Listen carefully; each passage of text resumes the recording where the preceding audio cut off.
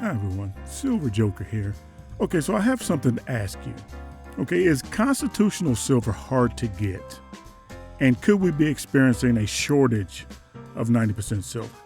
Okay, so that question comes up a lot. So I talked to my local coin store owner about that, Phil. You guys are familiar with him. And so he answered that question for me, and I'll share that answer with you guys. And also we talk a little bit about why constitutional silver is so appealing to so many people.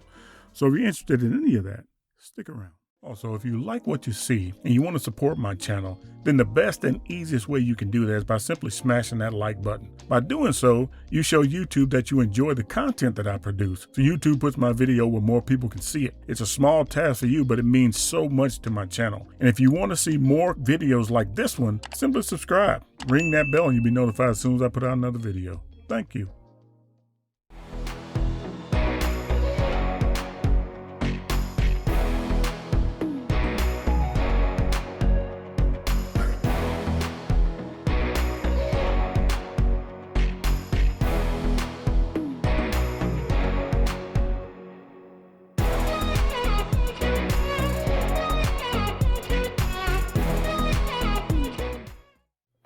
So it looks like we got some constitutional silver, and I've been hearing just some of the scuttlebutt, some of the rumors out there, Phil, that constitutional silver is getting a little scarce. This is all I've got. I mean, that's the scary thought that this is all the constitutional silver. So really, it's getting a little harder to get. Mm-hmm. Wow. Okay, well, I guess it's not a rumor. You heard it.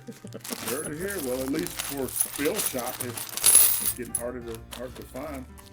You know, you guys know I love this stuff here. I buy tons of this. I didn't buy a whole lot this year because I got a lot of it, but I do like it, and I think it is very essential in your stack. And I've made lots of videos about why I think that is. So if you guys want to know why I think it's essential for your stack, you can go check those out. But it is essential for your stack. But why do you think it's scarce, Phil? What do you think some of the reasons for that? I think the reason is there are just more people buying it right now. I think the influx of new buyers, maybe people that have sat on the sidelines for the last 6 or 7 years that, were buying silver maybe back in the heyday of 2011, 2012, maybe sold off and now maybe getting back into it, or even just, like I say, brand new buyers of silver, bullion, gold. There's as much out there as there always was. Obviously, they're not making any more of this because they stopped in 64.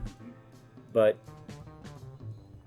I think there's an influx of new buyers that are buying up inventories of, dealers, and then as the regulars come in that want to buy it on a routine basis, they're finding it a little bit more difficult to find.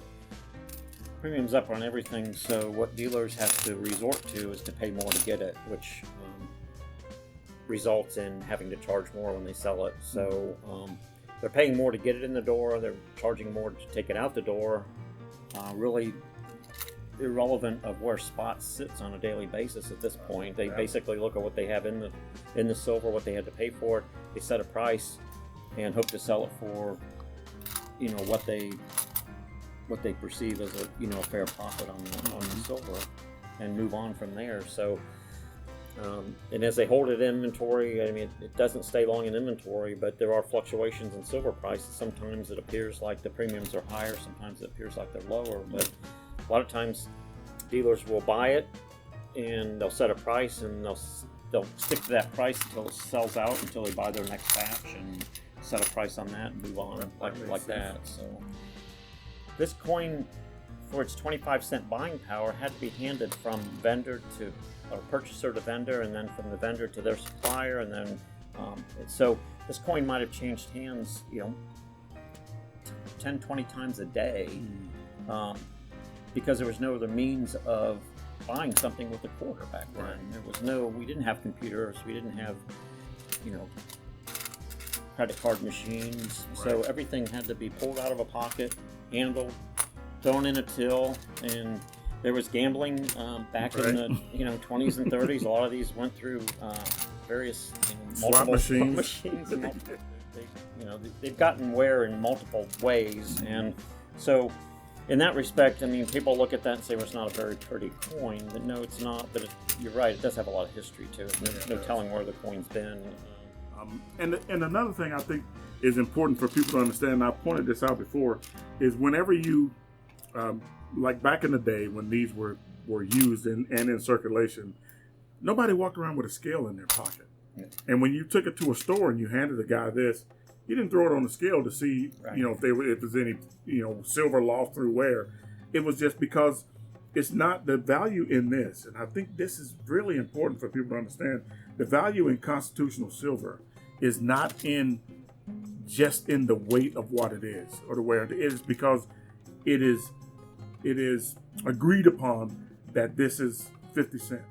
Yeah, you're right. They never threw it on the scale. Right. It was a 50-cent piece. It was a 50-cent piece, and there was no way to not exchange silver for silver back then. I mean, all the coins except for the nickels and the cents were obviously made out of 90% silver. Right. So you didn't fear giving your 50-cent piece over to somebody because you got 2 dimes back that were 90% silver, or whatever your change was. So, and I think that's important, because if it ever comes down to where we have to use this as barter, the same thing is going to apply. Yeah.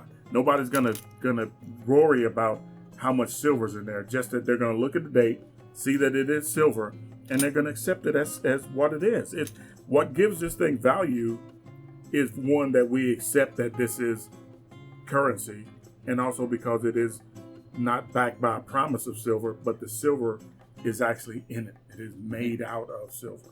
Mm-hmm. And I think that's an important distinction to make when it comes to bartering with constitutional silver. And getting back to these, I just want to show what a nice looking, just how pretty this coin actually was when it was minted. Those were one of the prettier coins, I think. Look at the detail. Yeah, a lot of people don't get a chance to see the detail on the standing quarters, the standing Liberty quarters. They're just it's really a pretty coin. It really is. As struck, I think they're really, really nice looking coins. Yeah, they are. That standing Liberty, and then to think that much circulation has gone on with that. Yeah, I think these are becoming a lot more popular too. Yeah. So people are starting to scrutinize their constitutional silver a little more too. Well, they are, and they're pulling out the fines and the very fines, and obviously there's some that you want to leave in here as just silver, but varying degrees of condition obviously may add value to the coin as a collectible coin, not just in the silver. So that's the other thing about buying the 90% silver coins, is you do have the opportunity to go through it and maybe pick out some nicer coins. And I think we had mentioned before that maybe you want to set it aside. You want to put it in a 2x2 or something, set it aside, and just to have a nicer coin from maybe the 40s or 50s. And so what would you look for on a nicer coin? That you could read the date, or date and condition, luster. This is the last year, but you can see that's a much nicer coin than. Let's get another one out of there. This is a 62, or it's a 64. I saw one. Here's one. Yeah, that's a 46.